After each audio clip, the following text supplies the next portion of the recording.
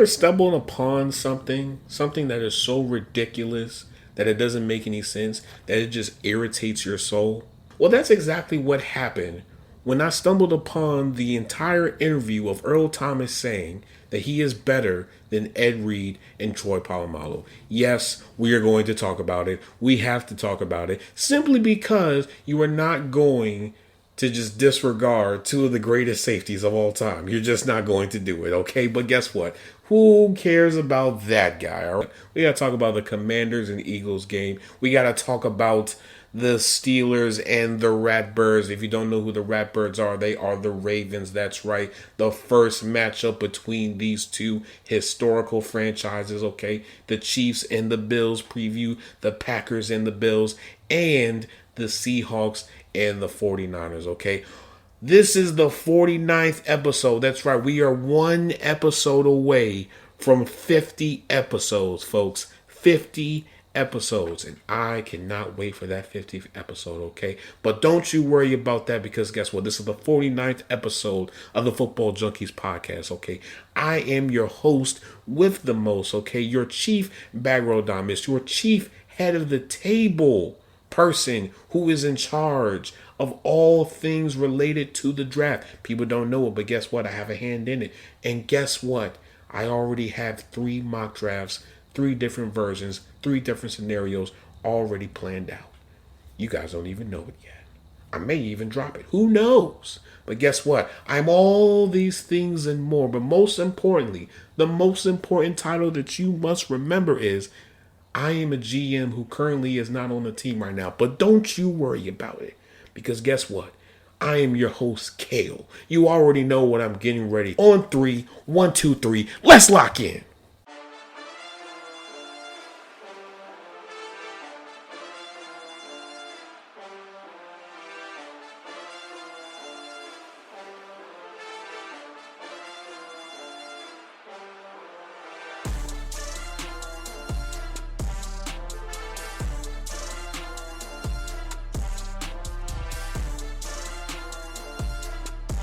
All right, folks, let's just get into the meats and potatoes of everything that is going on in the league right now, okay?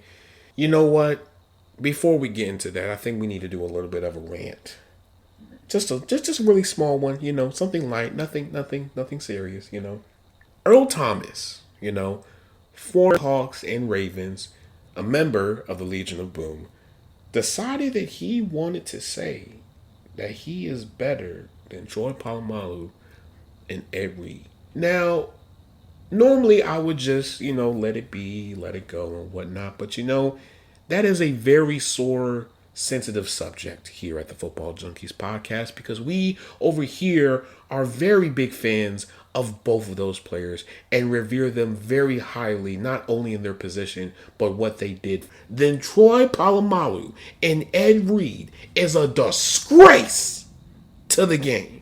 You think that you are better than Ed Reed and Troy Polamalu, 2 safeties who changed the game of football. Earl Thomas, you have never changed the game of football, dear sir. Now, granted, you were really good during your time. You was. I'm not going to take that away from you. You were phenomenal when you were with the Seahawks, when the Legion of Boom was one of the most dominant secondaries, defenses, whatever, in NFL history, okay?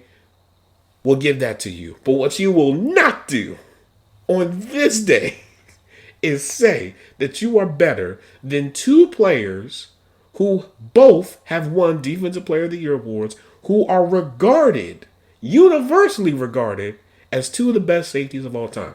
You are not better than Ronnie Lott. You are not better than Ken Houston. You are not better than Paul Krause. I can keep on going down this list if you really want to. But the simple fact that you say that you are better than the both of them, no, you are not. Your skill set can't even hold a candle to what Ed Reed did. And I know for damn sure it can't even hold a candle to what Troy Polamalu did. And Troy is my guy. That is my man, 50 grand. And the fact that you did this is an atrocity, sir. You, sir, drinking from the cup of delusion right now to really think that you are the equal or better than those two. If it wasn't for injuries that caught up to them later into their career, oh, best believe they would have shattered multiple records. Multiple records.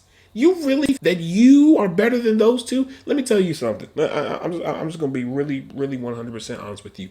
If you put Ed Reed in this era of football right now, 100% guaranteed he will be close to breaking Paul Krause's interception record without question, because now they pass the ball more. Troy, on the other hand, you can make a case that he probably could, thrive in this league as well. But the simple fact for you to say that, nah, brother, brother, your CTE is acting up real bad, and it shows. Do you think that you're a first ballot Hall of Famer? No, you are not a first ballot Hall of Famer. No, you are not. Now, let's just get into this Commanders and Eagles game because I'm already flustered and whatnot. So, it started off really good, started off really slow and whatnot. You probably nodded off and everything. Probably, put a load of clothes in and probably, cleaned up the kitchen and whatnot or whatever. And then the second half, fireworks. That's the best way to describe it. Fireworks. The Eagles did their thing. They started to run the ball more with Saquon. And then, the rest is history. But let's get into these stats, okay? So, Jaden Daniels was 22 for 32, 191 passing yards, 1 touchdown, 1 interception, 6 yards per attempt, and a 68.8 completion percentage, okay? Brian Robinson, 16 attempts for 63 rushing yards, 3.9 rushing yards per carry, 1 touchdown, and 1 rush of 10-plus yards or more. Austin Eckler, 9 targets for 8 receptions, 89 receiving yards, and 11.1 receiving yards per reception. Jalen Hurts, 18 for 28, 221 passing yards, 7.9 yards per attempt, and a 64.3 complete the quad. God. Barkley, 26 attempts for 146 rushing yards, 5.6 rushing yards per carry, 2 touchdowns, and 2 rushes of 10-plus yards or more. A.J. Brown, 8 targets for 5 receptions, 65 receiving yards, and 13 receiving yards per reception. Now, here is a junky nugget that we also have to put in there before we, do our little bit of analysis over this game, okay? Quinyon Mitchell, when lined up against Terry McLaurin, which he did, no targets, no receptions, and I will say, Quinyon Mitchell is going to be a problem moving forward. He is going to be a dominant corner, definitely one of the best corners in the league if he is not already, in that, conversation right now. But this is what I will say. I think the flaws of the Commanders game is starting to show, and you're now seeing a team who, they're a little bit limited to the way that their roster is constructed. Because in the beginning, they were creating a lot of pressure on Jalen Hurts. They were going after Jalen Hurts. They were. Frankie Louvu was moving everywhere. He was creating plays and whatnot. The defense was holding their own. But then out of the woodworks, Jalen Hurts and the Eagles offense just woke up and just say, you know what? Let me scoot up a little bit. Let me get up out of my chair a little bit. Let me tilt forward a little bit. Let me play a little bit serious right now. And that's exactly what they did. Now I will say this. I do believe Jaden Daniels, rib injury, I think it is a little bit more serious than what people are saying, because you can tell that he is very limited with his throwing. You can tell that it's really impacting him. If I'm Jaden Daniels, well, not even Jaden Daniels, but if I'm I am probably thinking about maybe just letting Jaden Daniels just miss maybe 1 or 2 games. It's not going to hurt you guys. It really isn't. Like, the Commanders have exceeded all expectations as of right now. They have. And, right now, you still want to protect your rookie quarterback because, again, you don't want him to fall into the same traps that RG3 did. If it means that you have to keep him out for maybe a game or 2, well, then that's what you have to do. But right now, you can definitely tell that the Commanders' defense definitely need Marshawn Lattimore to play. Because if Marshawn Lattimore played last night, I do believe that they probably would have had a better chance of actually winning the game. I do. Because Marshawn Lattimore is still a really good corner and he can still hold his own against some of the best receivers in the league. This just shows you that, hey, the Commanders, they did everything that they could. But when you're going up against a loaded offense like the Eagles that has A.J. Brown and Devontae Smith and Saquon Barkley, there's only so much that you can do. At some point, something is going to happen in the game and somebody's going to go off. And that's exactly what happened. Saquon went off. He did his thing, and he continues to show the Giants and everybody else that, listen, they thought, oh, it's no point in paying Saquon. Well, guess what? Saquon right now, you can make a strong case between him and Derrick Henry are both runners for MVP, and it could also be runners for Offensive Player of the Year. I truly believe that because those two alone have been the best running backs in the league right now. And they're doing phenomenal things. You have Derrick Henry, who is scoring, a touchdown every single game. You have Saquon Barkley doing, things that you will only see in Madden. This is going to be a really good team moving forward. Do I still believe that the Commanders can, definitely make it into the playoffs? Oh, for sure. Now, do I think they're going to make it far in the playoffs? Probably not. But the mere fact of them making it to the playoffs in Jaden Daniels, first year is definitely significant. Best believe the holes that you see now in the Commanders team on both sides of the ball will 100% be patched up come next season. Now, let's get into some of these games that everyone's going to be talking about and everyone's going to be watching on Sunday. So let's start off with the greatest rivalry in sports history, and that is the Steelers versus the Ravens. So these are just a few things that, I just decided to jot down. I'm definitely going to be paying attention to. And I think to start things off is, how will the Steelers limit Derrick Henry? Because right now, no team really hasn't been able to really stop Derrick Henry. Outside of Cam and Keanu Benson and Larry Ogunjobi, we don't have another body that, is going to be standing tall, standing firm against Derrick Henry. We just don't. Derrick Henry is playing out of his mind this season, and he has literally scored a touchdown every single game. Are we going to be the ones that are going to be able to do it? Yes. How are we going to do it? I don't know. Now, my assumption is they're probably going to call up Brandon Fehoko from the practice squad, and that they'll probably, have him play with, Keanu Benson and probably maybe stack the box, maybe not stack the box. I don't know. But all I know is this. The problem with this Ravens offense is when you cut off one head, guess what? There's another one. And even though you may limit Derrick Henry, you still have to worry about Lamar as well, because guess what? He can go for 10 or 15 yards untouched, no problem. That is definitely something that I think is the number one priority for the Steelers right now. Next point is, how can the Ravens try to minimize or maybe even eliminate the deep passing game for the Steelers? Because right now, Russell Wilson has been able to unlock the deep passing game for the Steelers. We all know that the Ravens secondary has definitely been struggling lately. So, on top of that, I think another question that definitely needs to be asked is, who is going to be covering George Pickens? Because if it's Brandon Steffens, that's barbecue chicken alert.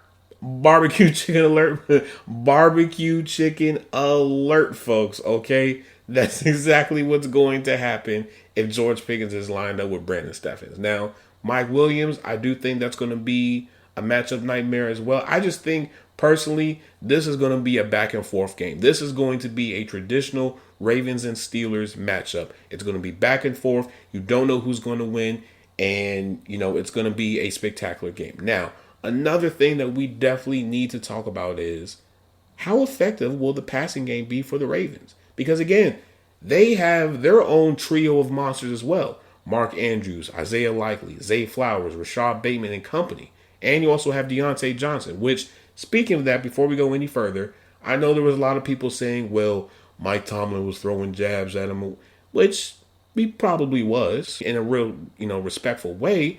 But the fact of the matter is, there isn't a whole lot of footage to really review and to go over for Deontay since he's been traded to the Ravens. Because why? We drafted Deontay. So Mike Tomlin has seen way more film than everybody else has. So he knows exactly how to limit someone like a Deontay Johnson. So that's not necessarily, him just being flat out disrespectful. That's just him being honest. Listen, y'all may have to look at film. I don't, because I drafted him. I've seen him up until this point. So I already know how to counter and how to limit his ability on the field. This is what it is. Now, these are two junky nuggets that definitely need to be mentioned before we move on to the other games. By the way, this is going to be a fairly short episode. I've been trying to keep things short for you guys as well. Just have to put that in there. But the Steelers have won 7 of the 8 matchups against the Ravens. All have been decided by 7 points or less. Now, I will say this, I'm not necessarily super big into betting and whatnot, but if you are a betting person and if you think you're going to be putting a whole lot of money on this game, I would take it out if I were you, because this game is going to be a very close game. It's going to come down to the wire. It really is. So if you think, oh, this person's going to, have a breakout game, or that person's going to have a breakout game, hey, I would think twice about that, sir, ma'am, whomever. I would really think about it. Now, another stat that definitely needs to be talked about as well is over the last 4 starts against the Steelers, Lamar has the worst passer rating at 66.3%. Now, am I saying that the Steelers are the Ravens' kryptonite? No, but what I am saying is this. We play Lamar fairly well. I would say we play him the best out of all the other teams in the NFL. And it's not only because we are division rivals. It's just simple. We have the Ravens number. That's it. That is simple. We have the Ravens number, okay? So for all that smack and talking all that trash about the Steelers, just know we are not going to just lay down and allow you guys to get a W.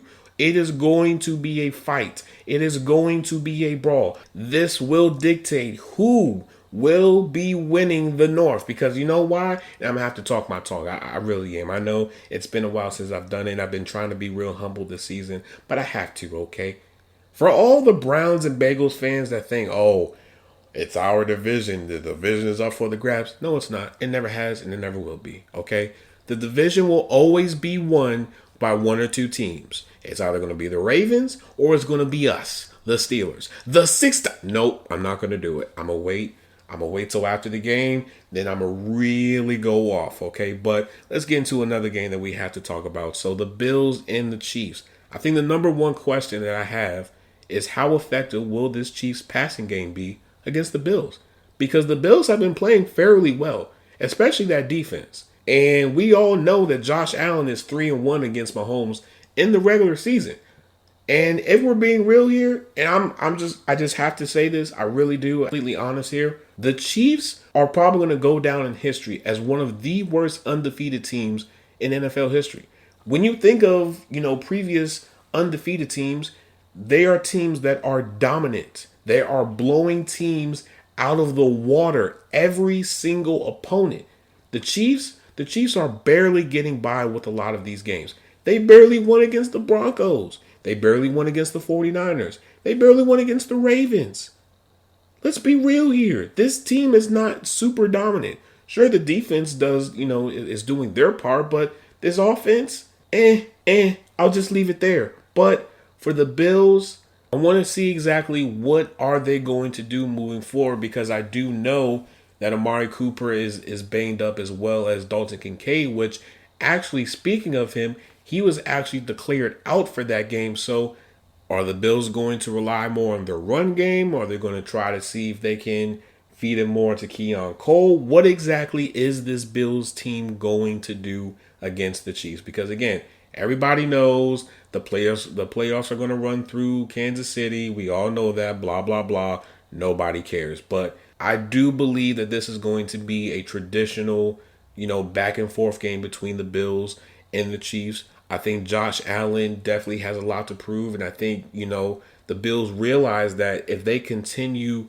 to, stack these wins up against their AFC opponents, it puts them in a real comfortable position for the playoffs, which, That's what they want. Moving on to the Packers and Bears game. I think the number one question that we all need to ask is, how will this Bears offense create plays and how would it look like with the recent firing of Shane Waldron? Because again, this offense has been underachieving with the amount of talent that they have. You have an entire receiving core: Keenan Allen, Rome Odunze, DJ Moore, Dalton Kincaid, DeAndre Swift and company. You have it. So for them not to be able to, be a little bit more competitive definitely says a lot. And granted, you can't put all of this on Caleb Williams' shoulders. You can't, because he's a rookie. So he's still trying to find his footing while dealing with dysfunction. All around dysfunction. You have a coach right now that I would not be surprised that if they get blown out against the Packers on Sunday, that he'll probably get fired, most likely. And, you just have a whole lot of just turmoil that has happened with this Bears team. And granted, this was a team that I was thinking, oh, this team is going to be super competitive in their division. And right now, they are falling off a cliff. And I'm talking about the steepest cliff that you can think of in your mind. And just imagine the Bears just falling, free falling. That's how bad it is. Now, since 2019, the Bears have lost 10 straight games to the Packers. 10 straight. 10 straight. This is not good, folks. This is not good. On top of that, the Bears have gone 23 consecutive drives without scoring a touchdown.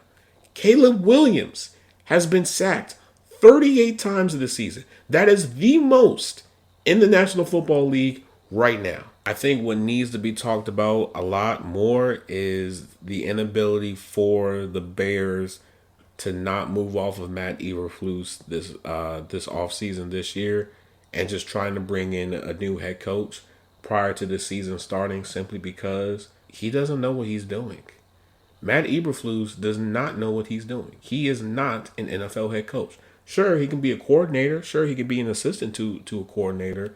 But to say that he is a head coach, no, he is not. We continue to see the cycle of the Bears once again messing things up with their rookie quarterback by having a bad head coach. We saw it with Mitchell Trubisky. We saw it with Justin Fields. And now we sort of are seeing it with Caleb Williams. And mind you, all the moves that they made for Caleb Williams was, sort of showing that, okay, they learned from their mistakes with Justin Fields and Mitchell Trubisky, and that they're ready to move forward and to, go in a different direction. But clearly that's not the case. And now they have fallen back into that same broken cycle. And now Caleb Williams is suffering for it. And so now you're about to, go through somewhat of spin the wheel for the next head coach, because, again, Ben Johnson, most likely he's not going to stay in the division. If he does, he'll probably stay with the Lions. Who else right now could you say would be a great pickup for the Bears for Caleb Williams? Because as of right now, they need an offensive head coach. They need to stop with this defensive head coach crap. Go and get you an offensive-minded head coach so that they can work on Caleb Williams and to make him one of the best quarterbacks that he can be. His skill set says it. So you have to be able to make sure that you make this right. Because again, the Bears realize that they messed up on Mitchell Trubisky and Justin Fields. They did when it comes to the coaching. They waited too long to make those necessary changes. And now look, Mitchell Trubisky is now a backup, and Justin Fields was trying to fight for a starting role, a starting quarterback job. Like, come on now. But, for the Packers, this is, just another game. That's it. It's just another game for the Packers. I will continue to say it. The Packers are a dark horse team that not a lot of people are talking about, that will definitely sneak up and beat a team that nobody would ever expect when it comes to the playoffs. You heard it here first on the Football Junkies podcast. Now, on to the final game that I think we definitely need to talk about. Seahawks and 49ers. This is an old school traditional matchup that, during the Legion of Boom era, man, oh man, you would see some serious highlights, some serious hits, some serious throws, passes, you name it. It would be great. But now it's It's a little bit watered down, but who cares about that? But I think the number one question for the 49ers is, can their special teams unit improve? Because again, they have been hitting somewhat of a little bit of a bump in the road, sort of say, when it comes to the special teams. It has not been good. And, we saw that viral clip of Debo basically telling the special teams, like, hey, you got to lock in, bro. You got to lock in. And, rightfully so. Because, again, you guys are just as important as we are. And if you can't do your job, then guess what? That puts more pressure on us to try to, mitigate or fill in that gap or whatever the case may be. This team, they're holding on. They're holding on for dear life. And I'm talking about not even a little rafter. I'm talking about that small little baby pool tube that you put little kids in that keeps them afloat and whatnot. That's what the 49ers are holding on to. One more thing that we do need to mention, though, is the 49ers do average 5.6 yards per carry when George Kittle is on the field and 3.4 yards per carry when George Kittle is not on the field. So, with Brandon Ayuk being out for the season and other people, having nagging injuries and whatnot, they've definitely been leaning on George Kittle, not only for the running game, but as well as, in the passing game as well. And it's working. So, let's see what happens moving forward, because I don't even think the Seahawks really have anybody that could, be a good matchup against George Kittle. And on top of that, I forgot to mention this as well. Since 2022, the 49ers have won 6 consecutive games against the Seahawks, including playoffs. Now, for the Seahawks, on the other hand, winning this game is one step closer for you to be able to compete with the Cardinals to win this division. Because as of right now, this division is still up in the air. Now, granted, you still have 3 really good teams. You still have the Seahawks, the 49ers, and the Cardinals. So somebody gotta win this thing. Somebody.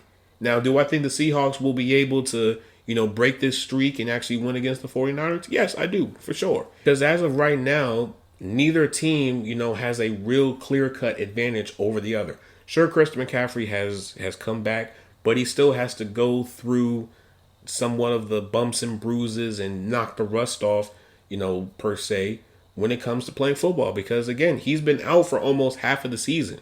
So he has to get back into the swing of things. So for the Seahawks defense, man, you guys got a tall task. Now that Christian McCaffrey is back, you got to worry about him. You got to worry about Debo, George Kittle, and company. But, I still do believe in this Seahawks defense. I still think they are ultra competitive. And I do believe that they do have playmakers on this team that can be able to make the big play if need be. But I'm going to end this episode here. Short episode. I know. But guess what? If you guys like what you are listening, please like, share, subscribe, turn that notification bell on. Leave a comment down below. Download the episodes. Leave a 5-star review, okay? Now, for my YouTube people, Football Junkies Pod, okay? Football Junkies Pod. You go on the YouTube, you go into the description, and there'll be a few links. There'll be the link to the link tree, which has the links for all the other places that we have Football Junkies content that you can interact with, as well as links to our Spotify, Apple Podcasts, RSS feed, if you want to just directly click on those links and go directly there without having to go through the link tree. Now, for my TikTok people, Football Junkies Pod, okay? Football Junkies Pod. I know the clips have been doing numbers, and I know I got another round of clips that I have to put out. Hey, we might put out some clips once this episode comes out today. Who knows? Stay tuned. Now, for my Instagram people, Football_Junkies Pod, okay? Football_Junkies Pod. Junkies Pod is not what?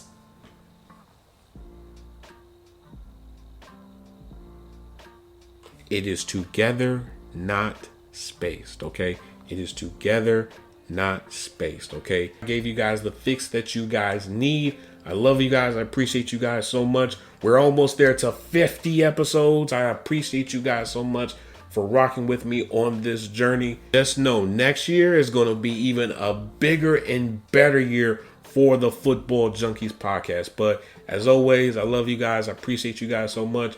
do something great this weekend. Drink some water. I don't know. Talk to a friend. Whatever. Peace and love. I'm out.